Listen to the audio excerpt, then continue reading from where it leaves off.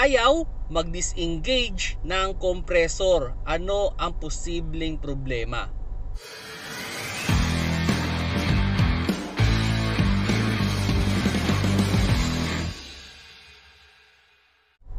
Hello mga paps, I'm Kuya Shane at yun may sasagutin tayong tanong na related sa aircon at ang nagiging problema niya ay hindi daw nagdi-disengage yung compressor or yung clutch dun sa pulley ng compressor ay hindi nagdi-disengage. At ang question niya sa atin kung ano daw ba yung posibleng problema. Okay, ganito yan. Like for example, naka-on yung sasakyan. Okay, naka-on yung blower, naka-on yung aircon at nakaka-experience kayo na hindi siya nagdi-disengage. To troubleshoot it, ito muna yung unang yung gawin. Dahil naka-on yung sasakyan, naka-on yung blower, try mong i-off yung inyong aircon. Normally naman sa mga kotse, bukod dun sa switch ng fan, meron namang on and off ang aircon. So pwede mong i-switch off muna yung aircon. Now, i-check mo kung nagdi-disengage ba or nag-i-engage. Okay, so unahin muna natin. Kung yan ay nagdi-disengage, okay, so by possibility na halimbawa, in-off mo yung aircon mo, nag-disengage, may possibility na pwedeng yung iyong aircon system ay kulang sa freon. Kumbaga, nag-overwork yung iyong compressor, kaya hindi siya nagdi-disengage. Or pwede rin naman na yung iyong aircon system ay nagkakaroon ng high pressure.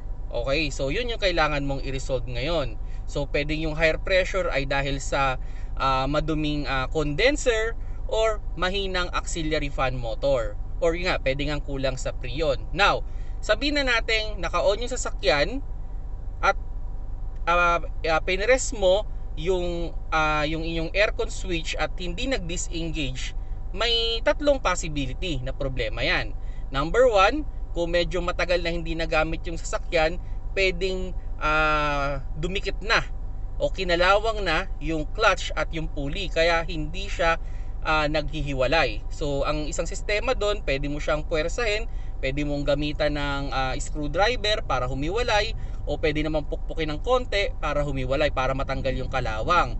Now, ang pangalawang pwedeng problema dyan ay pwedeng masyado ng malapit, pero ang normal kasi ay lumalayo yung pagitan ng clutch tsaka ng pulley. So ang nangyayari, pwedeng nung ni-repair yan, binawasan ng todo o tinanggal lahat ng spacer, so kaya masyadong nakadikit.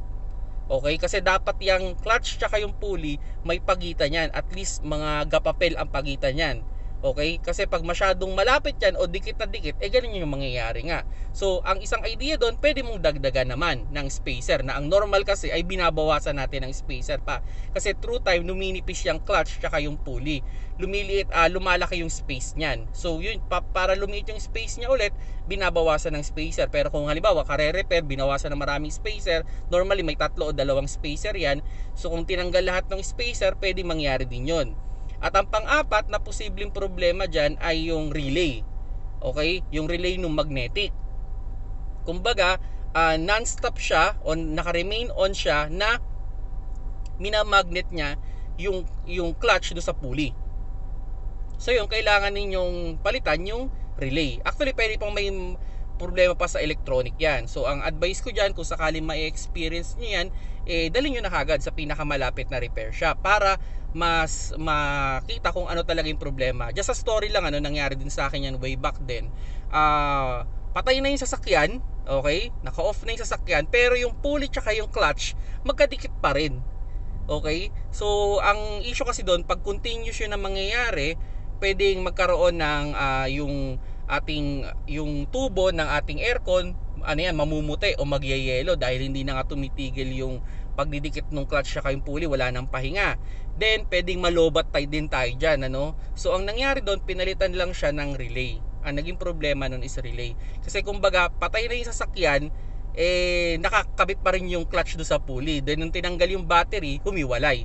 So, ang isang issue doon is relay. Okay? So, yun, kung nagustuhan nyo yung video, paki-like na lang mga paps. At kung hindi pa kayo subscriber ng aking YouTube channel, press sa subscribe button sa baba. Sa Facebook, click nyo lang yung follow sa taas. At TikTok, click nyo lang yung plus sign dyan sa logo ng Question. Salamat sa panonood. Keep safe mga paps.